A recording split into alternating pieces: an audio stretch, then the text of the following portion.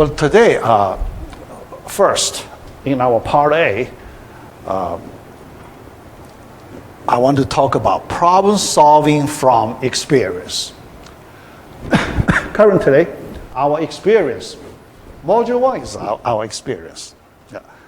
So we will use the knowledge we learned in Module 1 to help us solve some relatively simple new problems.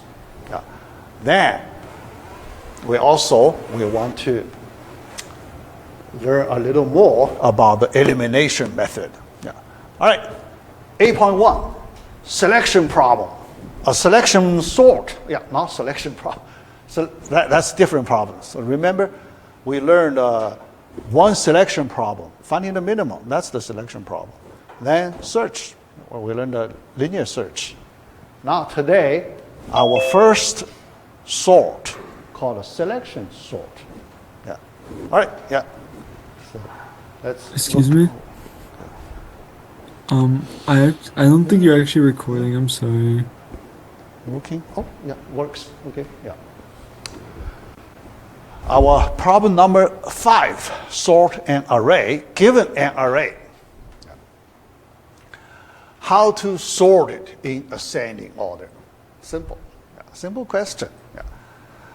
For this class, we will learn several sorts. Yeah. So this is the first one. Yeah. The problem type here, the sort type. Yeah. All right. Now let's do analysis. So we try to understand the problem. Yeah. So in problem solving for computing problems, when you start, so you need to spend quite some time to understand the background, environment, so a lot of things. Here, we need to try to understand, okay? All right. Find a solution from our experience. So that's the usual problem solving way.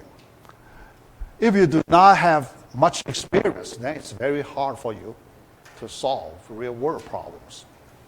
So we need to build up, learn many problem solving techniques, strategies, thinking, idea, methods, techniques. Yeah. Here, then, when we understand problem, so you may ask me, how do you understand problem, right? Yeah. So given a problem, so we,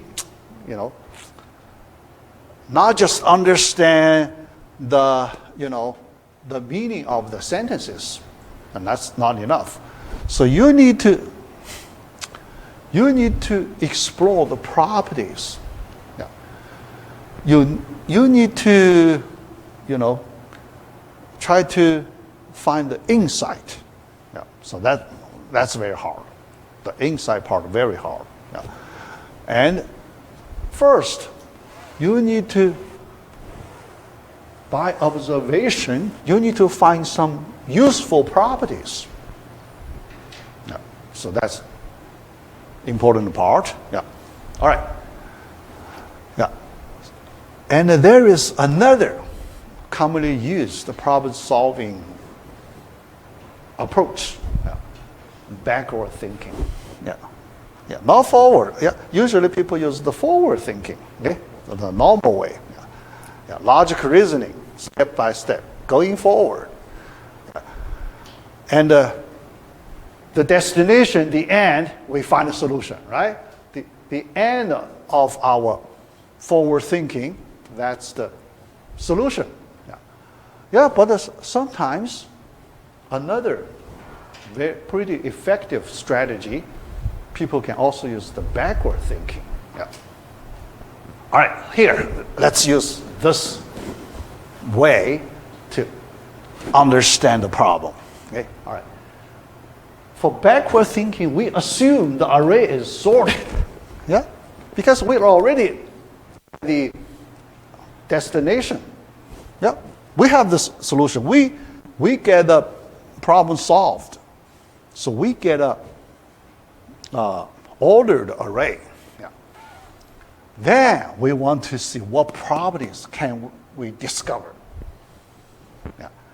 So now we try to observe an ordered array and see what special property we can observe. Yeah. Yeah. All right. And here, so another thing I'd like to talk about in this class, assumption, regarding assumption. Because many times, for some reason, we want to make assumptions. Yeah. So here, we make this assumption. Yeah. We assume distinct elements for convenience. So here, in the original problem, the description of the original problem, it's not required for distinct elements, right? Yeah. So, duplicate elements are allowed in the original question. Yeah. Yeah. So that means when you solve this problem, you should allow duplicate elements in the original. Yeah. But here, why we can make this assumption? Yeah. So I want to explain. It's reasonable. Why we want to make this assumption? We assume distinct elements for convenience. That definitely is convenient. Because when we do comparison, we do not need to worry about the two elements could be equal. Yeah? In that case, we can eliminate. Yeah. So very convenient. But the question, yeah, so you get your convenience, but it is slightly different from the original requirement. Yeah. Different, yeah. So here, for this class, for many of our computing problems, we like to make this assumption. Right? So that's okay. Yeah. Why that is okay? Yeah.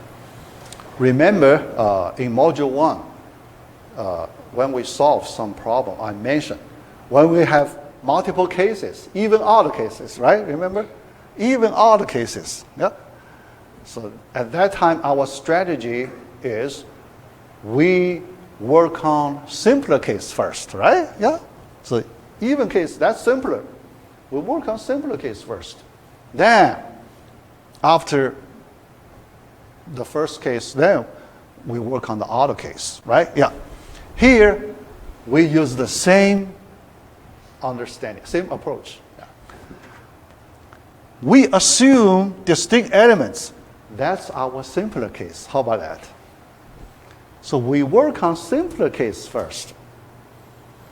After we solve the problem, simpler case, the problem, then we go to the next case, we remove distinct element requirement. How about that? Yeah. Yeah. So in this way, so it's okay, you can assume distinct elements. Yeah. But after that, after you find an algorithm solving the problem under the special requirement, when you write a program, you can remove this and modify your algorithm. After you remove this assumption, you may need to modify your algorithm slightly, right? Yeah. Yeah. So in that way, yeah, you can do this. Okay? No problem. You can do this. All right. Next, another step. How to connect this problem to the minimum problem. Yeah. Because we want to use our old experience to solve. And in our old experience, it looks like there is a possibility the minimum problem somewhat related to this one. Okay? Yeah. Yeah. Yeah. So, yeah. Because our experience in Module 1, not much. Okay? Yeah. Polynomial, yeah.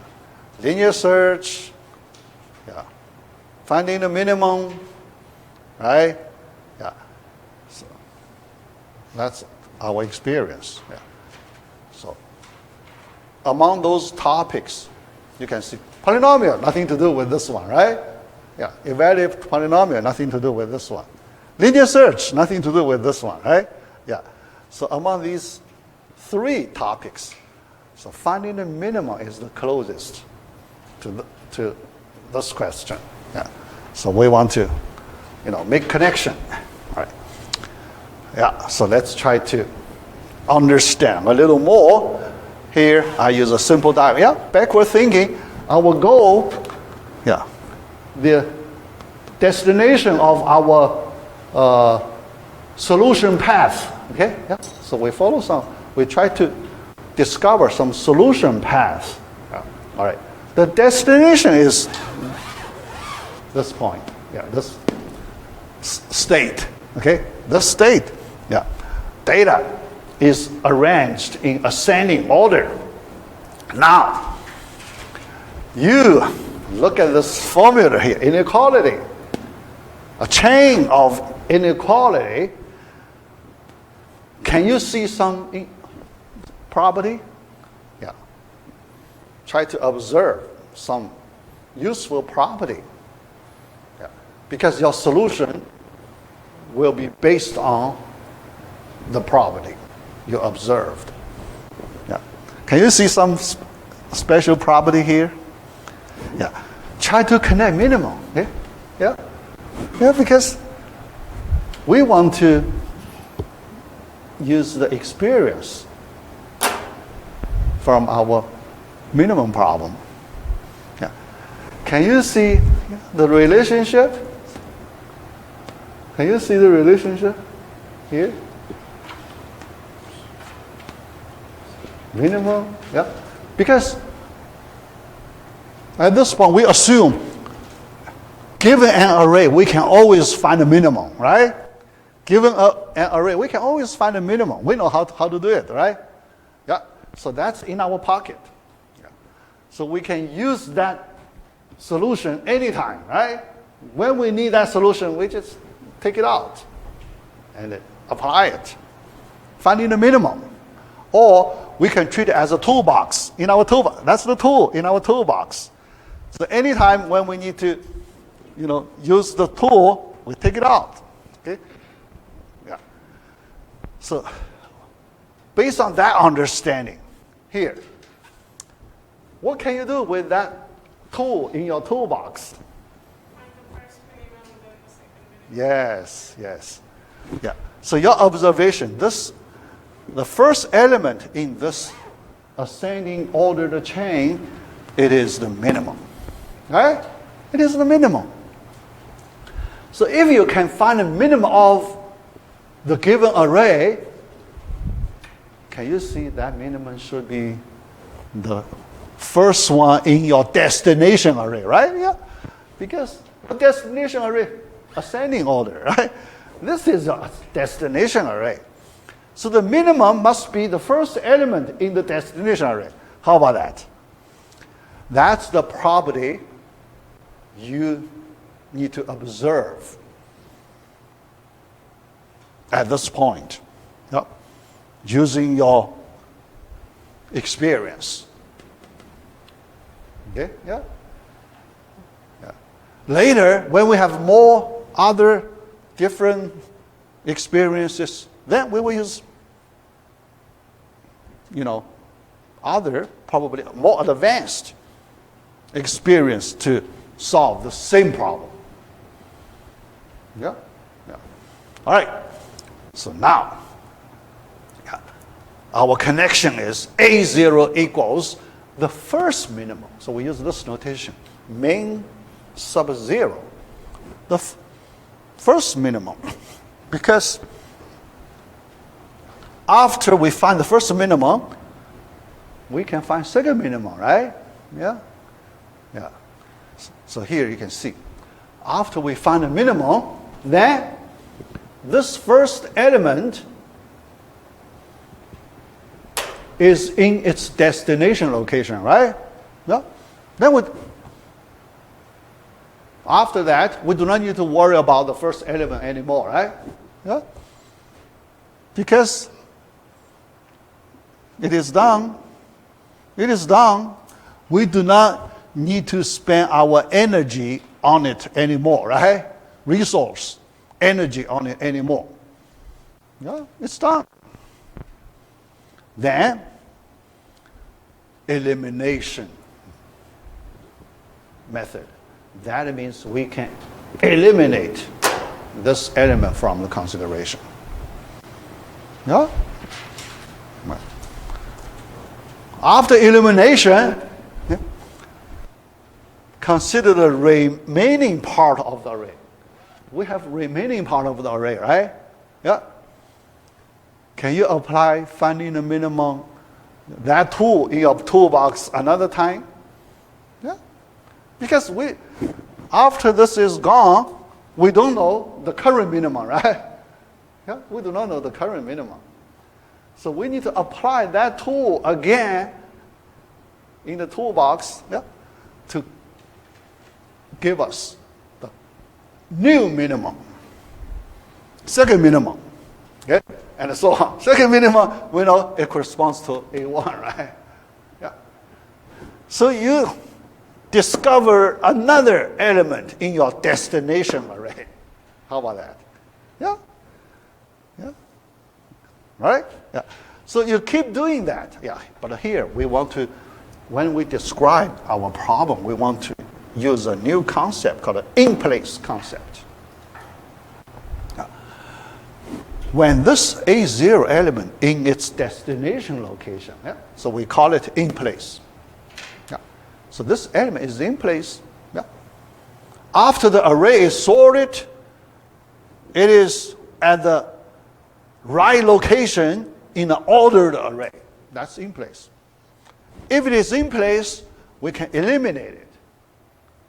Yeah, we never need to consider it anymore using our computing resource, right?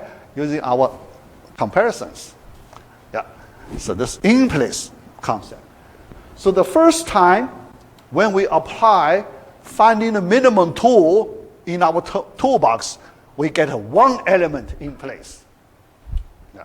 The first time when you apply the tool, yeah, finding the minimum tool, one element in place.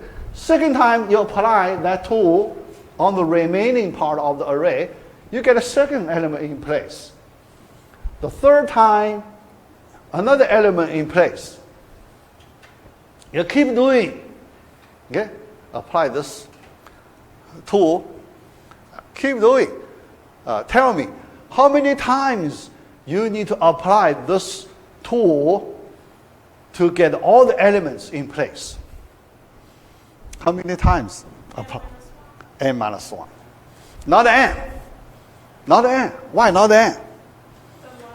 Yes. Last one already in place, right? Because only one location available in the final array. You do not need to apply that tool. Okay? So you only need to apply that tool, finding the minimum tool, n minus 1 times. So you get all the elements in place. So the whole array is sorted. How about this idea? Yeah, right? Pretty simple. You can see this solution is built on top of our old problem we solved, finding the minimum. Okay? Yeah. All right. But here, you also need to know, although you find a solution, this solution is based on a special property you observed using this backward thinking. And this understanding, that is just one of the views you use to look at this problem. One of the views. Later, can we change to a different view? Yeah, we can take a completely different view on this question, right? We change a different. When we change a different view, we will find a different property. Then we will get a different solution. Yeah. So for that reason, we may get many different solutions. Yeah. Okay. Yeah. So for this class, we will learn total 6 or 7 sorts. 6 or 7. Yeah. If I can find a little more time, I will give you the 7th. Yeah. 7th also an interesting sort. Yeah. Yeah. Yeah. All right. So here, so you can see we get our first sort, the solution of the first sort. The element is, yeah, so that's the meaning. Yeah, so you understand easily. Yeah. But here I want to say, here we learned the concept. In place, that's the concept we talk about for elements in place. That's the first meaning of this in place concept. Later, we will learn second meaning. Yeah, in module 4, we will learn second meaning, not elements in place. Second meaning is that we call it in place algorithms. So the meaning is different. The algorithms are in place. What's the meaning of that? In module 4, we will learn that. Yeah, so some people get confused. Yeah, so elements in place, easy to understand. Yeah, but what do you mean, algorithms in place? Yeah, the meaning is different. Yeah, quite different. Yeah, yeah. All right. Yeah. So that the elimination method. So here we use that, right? Every time we eliminate one element. Yeah, one by one. Yeah. So although the way to apply this elimination method is very simple. Yeah, yeah, yeah, yeah. Very simple. Okay. Yeah, yeah. So yeah, here. Yeah. So each round we place one element in place. Yeah. Then after that, after we place one element in place, then we can eliminate it from consideration. Yeah. So that's simple. Simple way. Yeah. Yeah. But we need to adapt our mind, our thinking to that elimination way. Yeah. Yeah, because if you do not get a training in elimination method, you may not take the understanding in this way. Yeah. You may not take the understanding in this way. Yeah. Yeah. So later you will see, because I will assign you many questions. You need to apply the elimination method. Yeah. Yeah. We will have many such questions. Yeah. All right. Next. Yeah. How to make, yeah, so we already did it, right? So here the diagram just, repeat that process. The first time, we put a mean 0 in place. Second time, mean 1 in place, and so on, right? Yeah, but we only need to do n minus 1 times. The last location, you do nothing, but you can put it in place, right? Because only location left. Yeah. All right. Yeah. Conclusion. Now we need to count the number of comparisons. When we, when we solve the whole problem, now it's time we need to count how many comparisons do we need, the number of comparisons we need. Yeah. All right. Yeah. All right. So this is a simple fact. Yeah. Very easy to see the simple fact. Yeah. All right. But efficiency analysis, let's count. Yeah. When we put M0 in place, how many comparisons do we need? Then M1 in place, how many comparisons do we need? And so on. Yeah. Round by round. So each round, we need to figure out the number of comparisons. Yeah. We have that formula, right? The optimal, we discussed. Yeah. Yeah. Tell me, put the first element in place, how many comparisons do you need? Optimal solution. Optimal solution. We did last time. That formula, n minus 1. Yeah. The number of elements, yeah, you look at the total number of elements, then minus 1. Yeah. That formula, all right? So n minus 1, the first one, okay? Yeah, so that's at the end. Yeah, n minus 1. n minus 2, all the way down, the last one, 1 comparison. The last one, 1 comparison. Yeah, because 2 elements left. So find the minimum, 1 comparison. Take summation, consecutive integers. So we have that summation formula, right? Yeah. In our first class. Yeah, right. Yeah, not first. Yeah, first class square, summation of square. Yeah, yeah, yeah, yeah, yeah, yeah. You know. Part B, right? We count the number of multiplications. Yeah, we use this formula, right? Part B, when we count number of multiplications. Yeah, yeah. So, but here, yeah, we apply this formula. Yeah. And first n minus 1 consecutive positive integers. Well, but when we count the number of multiplications, we work on the summation of first n consecutive positive integers. N. So one difference. There is one difference. Yeah. All right. Yeah. So we get this number of comparisons. That's for all rounds, right? Yeah. All the, finding the minimum rounds.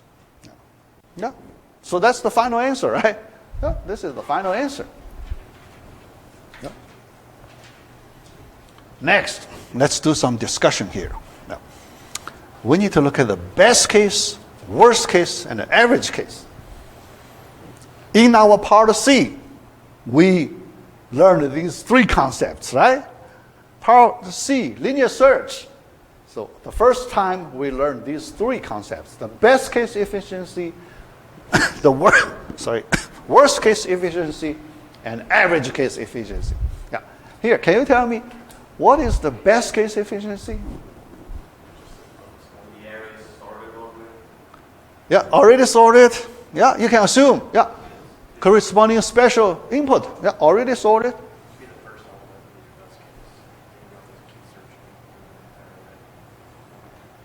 Best case. Already sorted. How many comparisons do you need? No comparison. Right? He said no comparison. Because already sorted. Why you need to do comparison? Does it make sense? You say something? Wouldn't it still be n minus 1 because the algorithm still has to search through the goal list to see if they're sorted? Yeah. A little better, yeah. What she said. A little better, but still not the final answer. Yeah, improved. Yeah. Yeah. But she pointed out important point. Already sorted, but computer does not know it, right? Yeah, that's the key point. How do you make computer know it's ordered? It's sorted. How do you make computer know? Computer. Then she said, you need to apply some, special checking algorithm. Yeah. Do some checking. Yeah. That's a natural understanding. Yeah. But the question, when you do checking, you need to do extra work, right? You need to do extra work. The question is, does it worth it? Is it good idea to do the checking every time when we need to sort an array? Because checking has some cost, right? Has some cost. Yeah. Yeah. Yeah. So that in a general situation, if you do that, although you can try, if you do that, you do more than necessary. The work you will do in general, more than necessary. Yeah. So usually we do not do checking.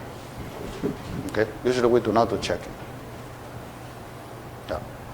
Especially, we consider the probability, because when you look at all different inputs, each input has the occurrence of each input has certain probability, right?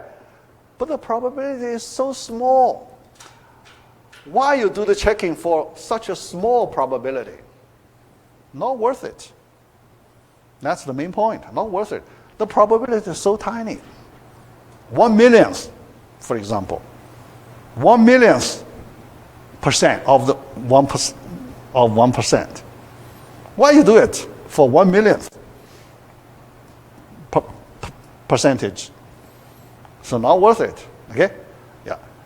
So even if we know there is a possibility, if the array is sorted, we can do better, but we don't want to use our resource to do the checking. Okay? Yeah. Because the overall cost will be higher. Okay? If you pay too much attention on a tiny little small case, not worth it. Okay? Yeah. Yeah. All right. Yeah. Well, that's the first point, but still not the final point. Yeah. The first, yeah, good understanding. Yeah. But the second is the question. Sorry. Even if, so here, even if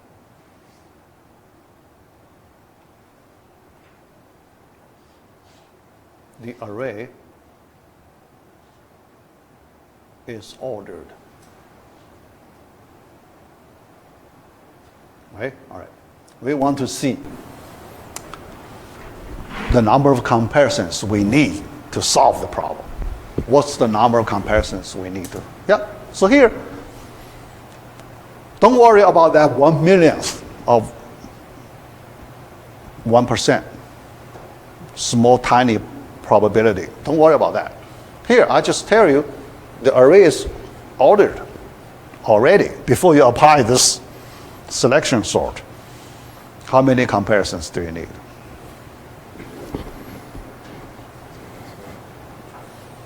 Yeah. All right. Let me ask you another question. An array is already ordered. Then we want to find the minimum. How many comparisons do you need? Already ordered, but now we need to find the minimum. The computer does not have eyes. The computer cannot see it. And you do not want to do the checking.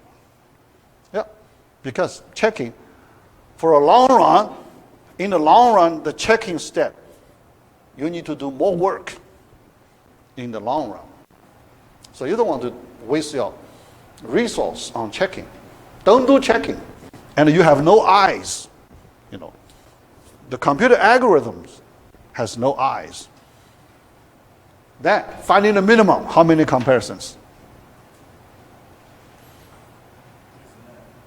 Yeah. Only finding the minimum, not sorted. Okay? N-1. Correct. Yeah. So even already ordered, but you still need N-1 comparisons. But that's the first round. Second round, still that, right? Third round, still that. Then the final round, then your answer.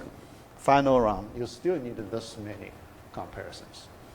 Even if the array is sorted, still that number. Can you see that? Yeah? Yeah?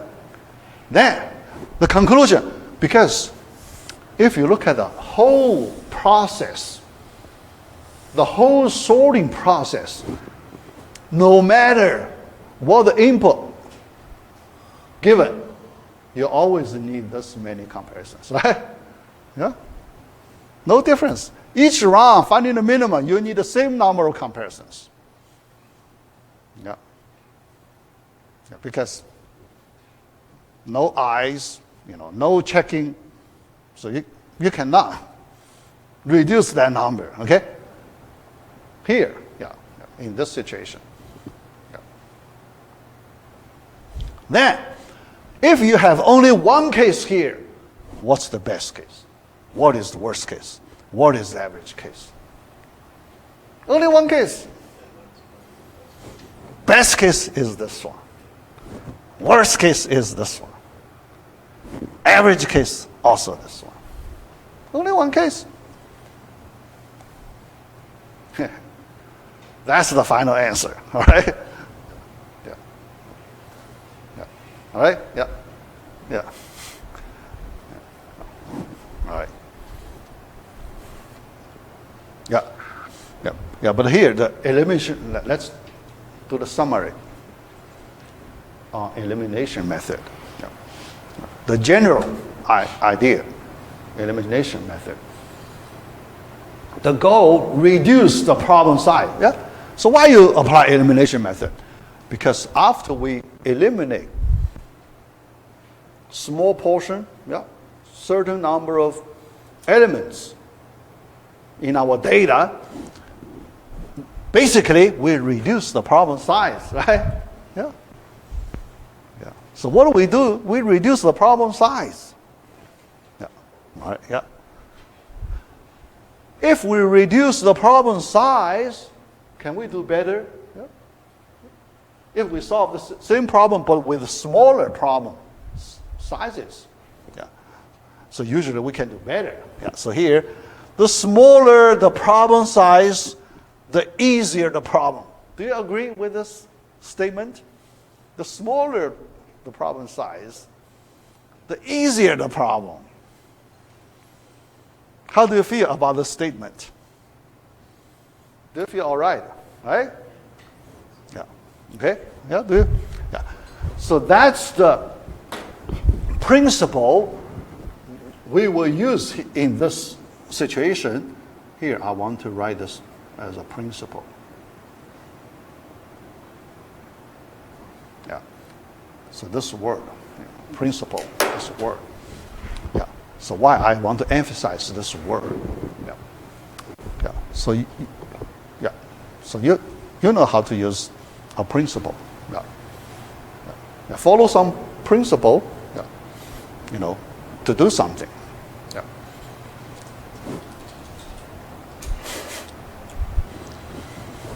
When we say some statement is a principle, it may not be 100% true. This statement may not be 100% true. Okay? When we say principle. Principle is most of the time it is true, but not necessarily 100%. Okay? Yeah. So although this is a principle, but not 100% true. Okay?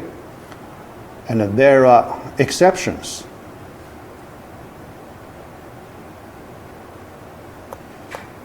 There are exceptions. Yeah. Small percentage cases, there are exceptions. Yeah. Yeah. All right? Yeah. So this statement actually is not 100% true. Okay? Although, because at this point you do not have a lot of experience, so you feel it is correct. But when you have more experience, you will see there are exceptions. There are exceptions. Yeah. The exceptions is a problem with smaller size could be harder than a problem with larger size. Can you imagine that? A problem with a smaller size could be harder than a problem with larger size. Can you imagine that? That could happen. That could happen. Yeah. Yeah. So let me give you, because that example is very simple. So I can give you right here. Yeah. Yeah. that example, so you know it, yeah. So you know it, yeah. So that example is, the exception case, okay? Yeah. Prime factorization.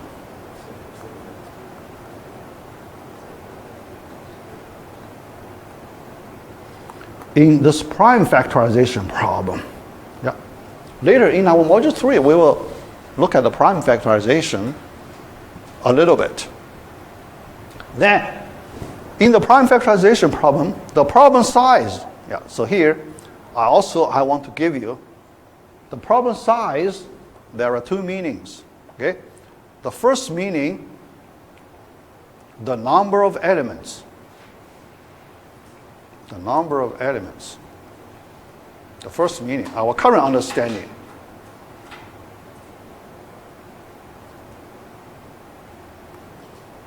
All right. Second meaning,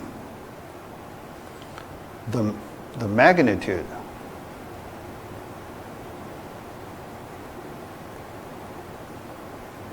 The magnitude of the number. So what's that? For prime factorization, your data is one number n, right? Only one number. So here the problem size is not, you count the number of elements, one. No, the size is not one. The size is the magnitude of this number. So how large it is. So that's the magnitude. Yeah, right? Yeah. That's the problem size. Yeah. The larger this number, then when you do prime factorization, then yeah, you need to, in general, you need more work, right? But not 100%.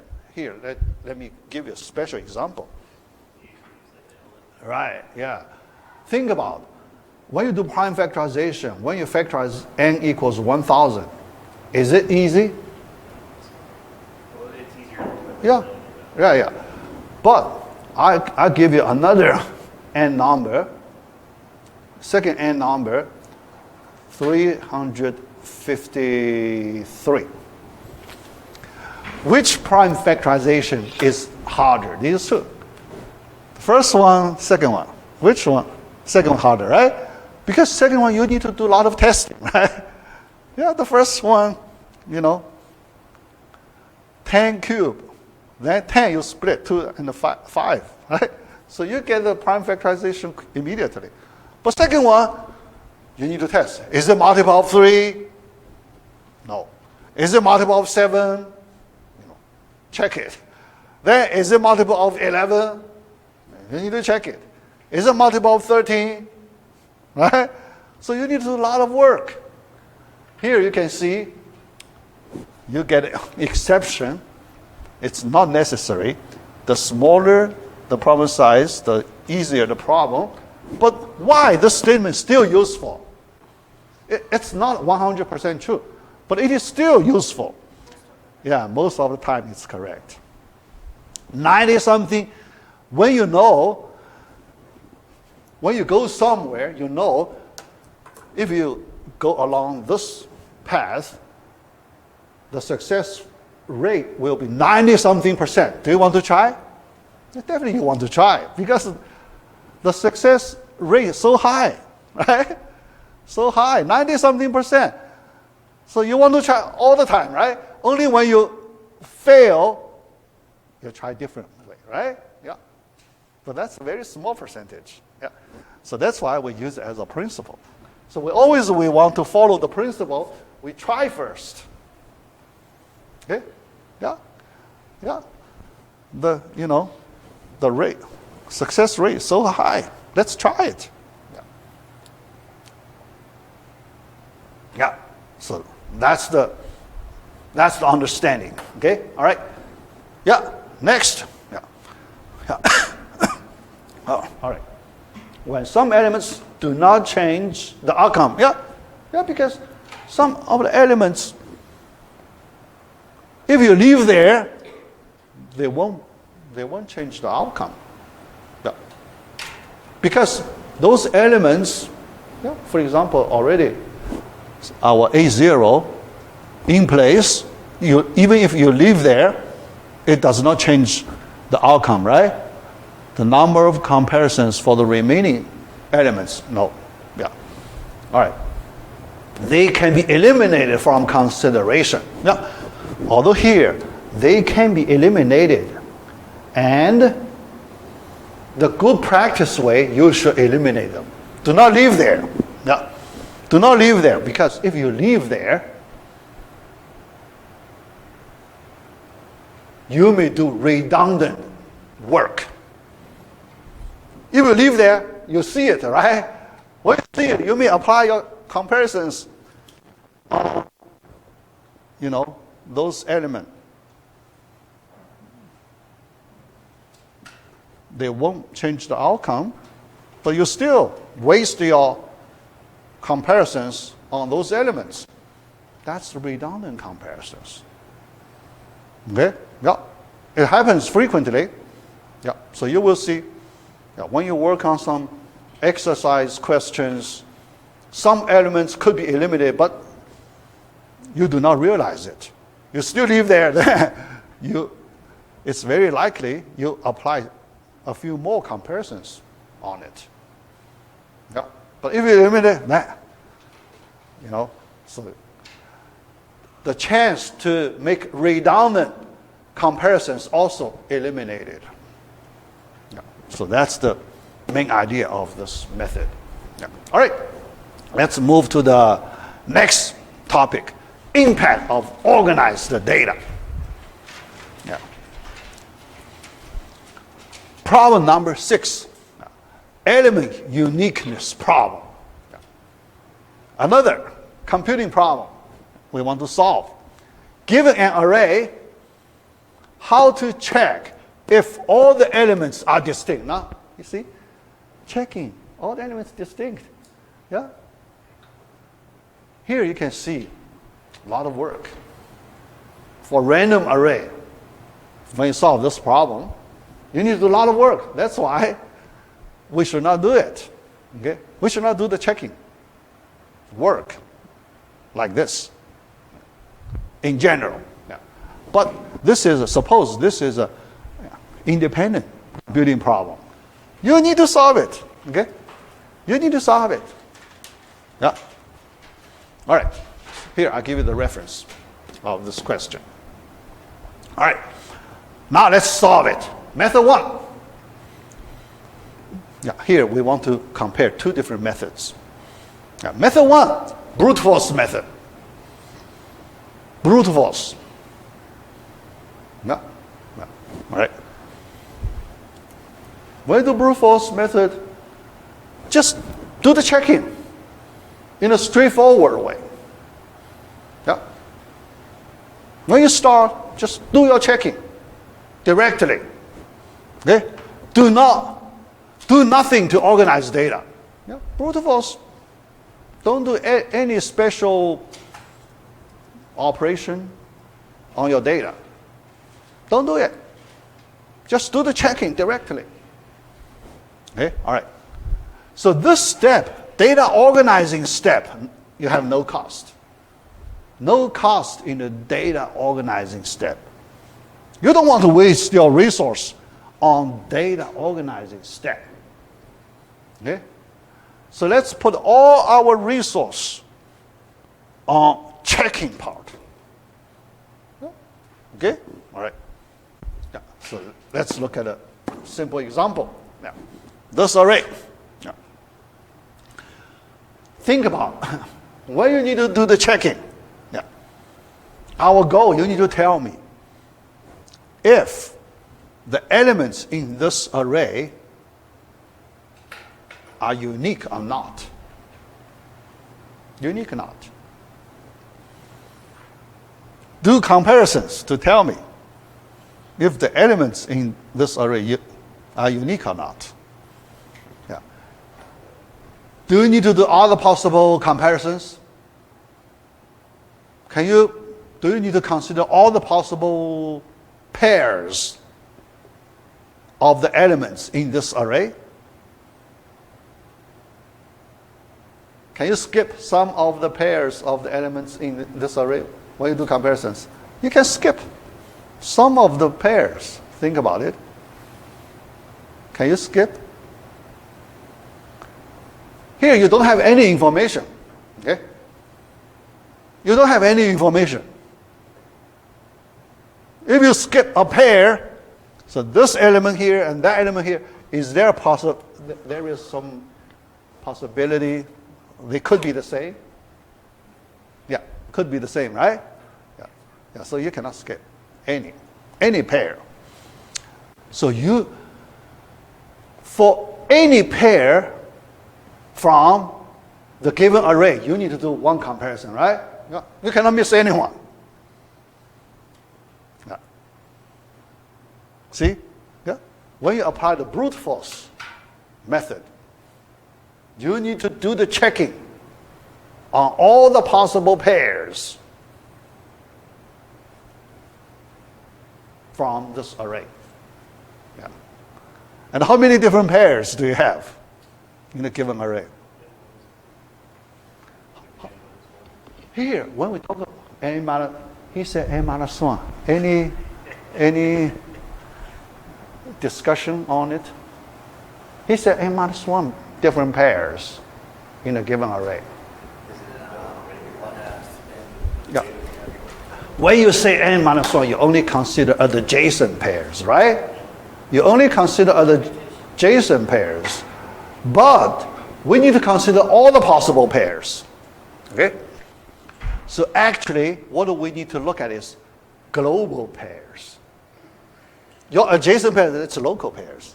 Very local, right? Very local. But here, we need to look at the global pairs. Anywhere in this array. 2 elements could be anywhere in this array. All should be all counted. All counted. Yeah. Based on the discrete math. Yeah, this is a counting problem, simple counting problem in discrete math. The total number of elements but you selected arbitrary 2 elements from total n elements. How many different ways to do it? Right? N choose 2. Is it n choose 2? N choose 2. You have the formula, right? Combinatorial number formula. 1/2 times n minus 1. This many comparisons. Okay? Yeah? So based on the discrete math, you can view in this way. Okay? How to count the number of global pairs, right? Yeah, in this way.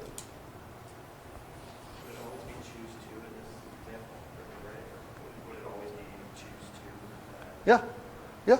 Because to get one pair, you need 2 elements, right? Yeah. Every comparison, you need 2 operands of one comparison, right? Yeah, you're right. Yeah, doesn't matter. Yeah, yeah. Because comparison is a binary operation, right? Comparison we call a binary operation because you need 2 operands to be involved in one comparison. Yeah, it's a binary, not a ternary, right? Yeah, not ternary operation. Yeah. Binary operation. Yeah. Then here, yeah, because if you do not use that way, yeah, because that way is a computation way. Yeah. But here we do it specifically. Yeah, so we do not look in that way. Let's do the checking explicitly.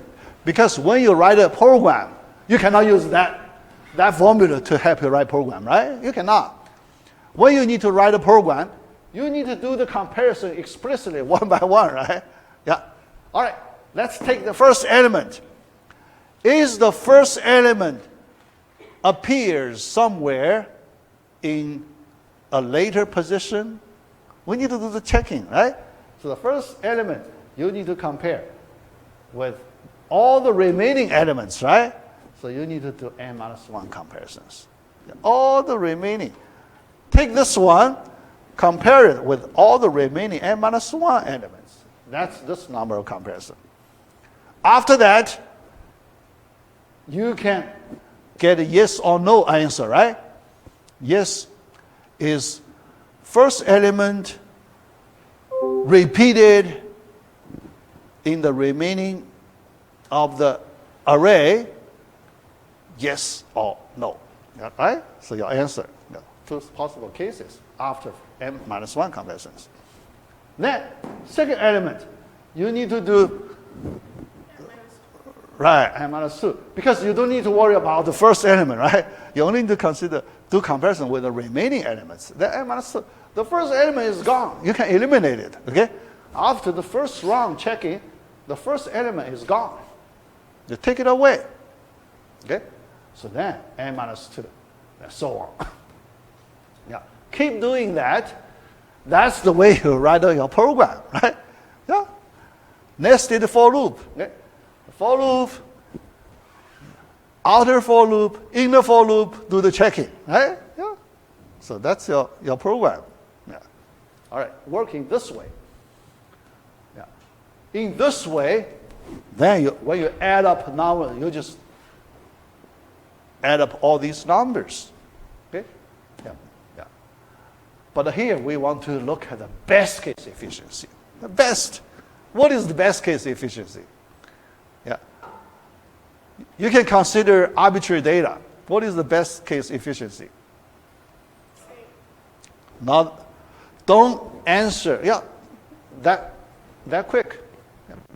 She said same because our previous selection saw the same, but here the situation is different.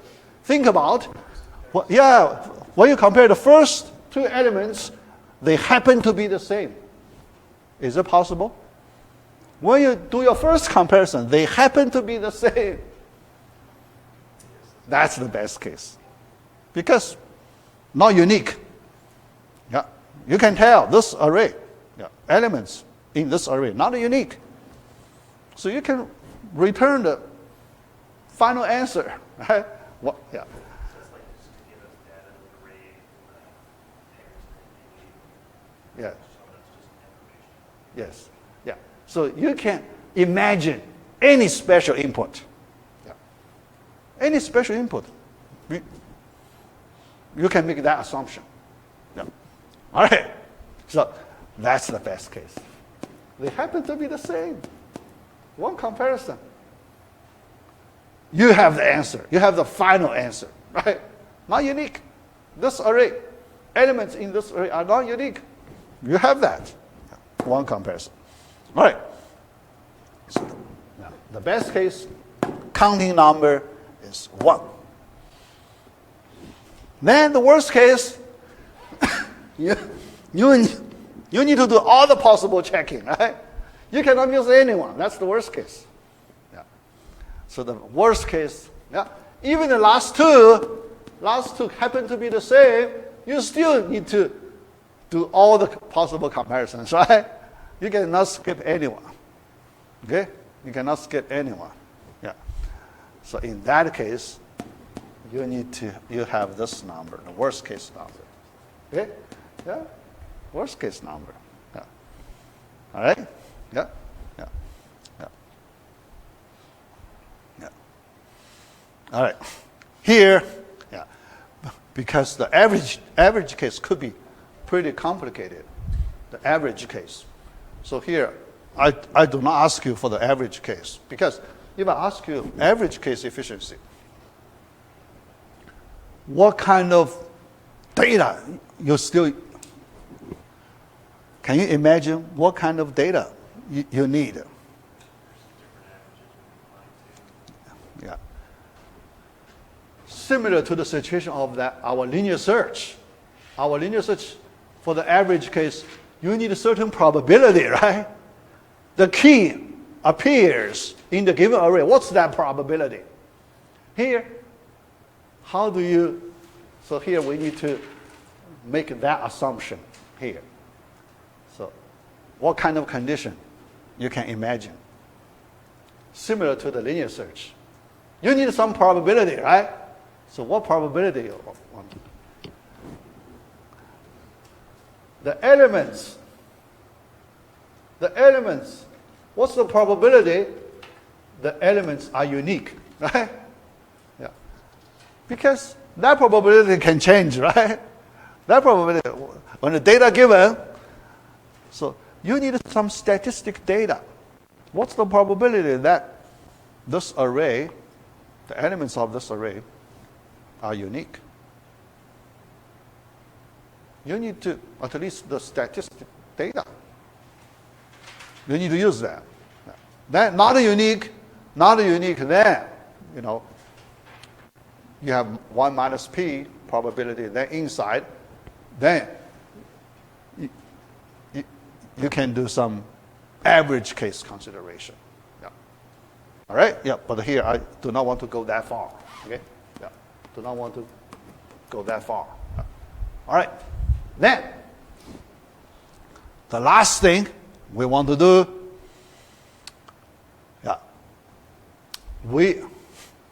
so here, the final round discussion on this, pay some cost to organize data. Our method number 2. Our method 1, we do not pay any cost on data organizing step. Yeah, we just do comparison directly. But here, we want to consider another different way.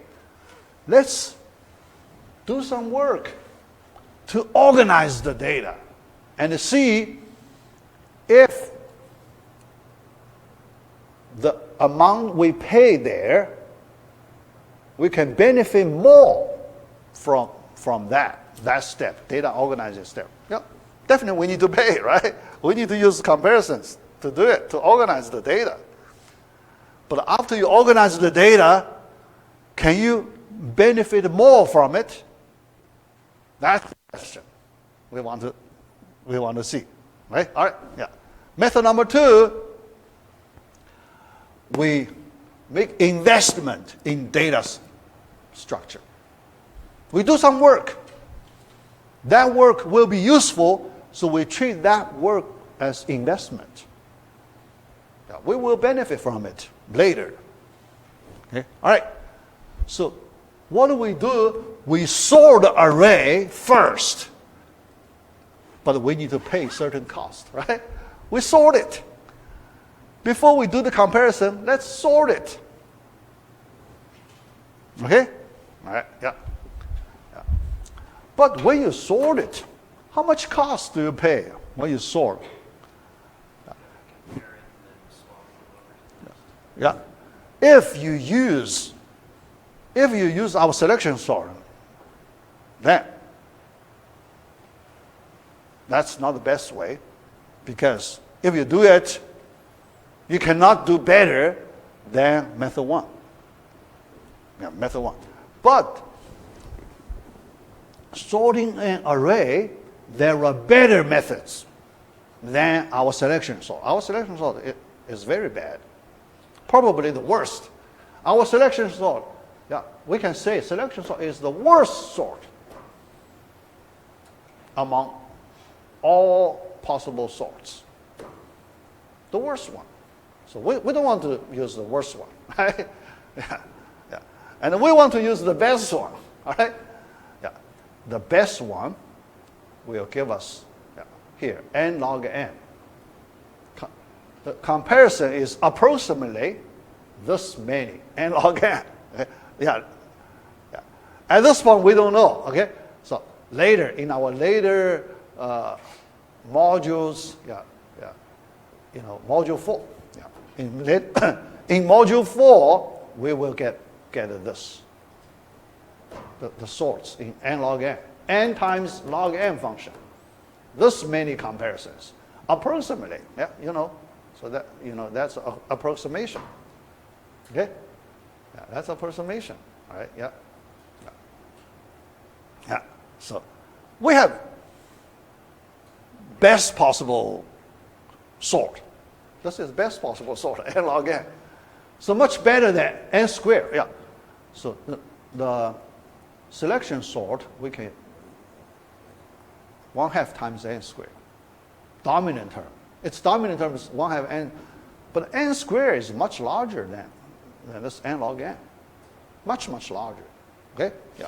Log n, much smaller. Yeah. All right. So this is the best So we use this one, okay, the best possible. Yeah. You know, yeah. Quick sort, for example, okay, quick sort in module 4, we will learn quick sort. Yeah. So let's apply quick sort here, okay. So we get n log n number of comparisons. Yeah. All right. Yeah. So that's the investment part. All right. That's the investment part. Yeah. Yeah. Oh, all right. Let me just quickly. Yeah. Yeah. All right. But how to check if right? So that's because after this step we will get ordered array, right? Yeah. We will get ordered array. So the next round we need to do the checking in an ordered array. Okay? In an ordered array. Yeah. So this is ordered array. Yeah. Yeah. Here. Yeah. Let me stop right here. So next time let me complete the remaining discussion. Yeah. Do the checking in an ordered array. Yeah. So it's much easier, right? Yeah. It's much easier. So yeah. All right. Yeah. So the yeah. Here. So one student asked me to post some exercise questions. Yeah. Because your homework assignment I plan to give you after we complete module 2. Yeah, at that time, so we cover more material. So then we can, work on more types of questions. But before I post homework assignment, yeah, some students want to do some practice, right? Yeah, one student asked me today. So I plan to post sets of self-study exercise questions. Okay? So you practice, you work by yourselves, then I post solutions. After you study, practice a little bit, then I post solutions. So then you study my solutions. Okay? Yeah. So for module 1. Okay? Yeah, for module 1, four parts, module 1. So I post you 2 sets, yeah, probably two sets of exercise questions. Okay? Yeah. All right. Yeah, that's it.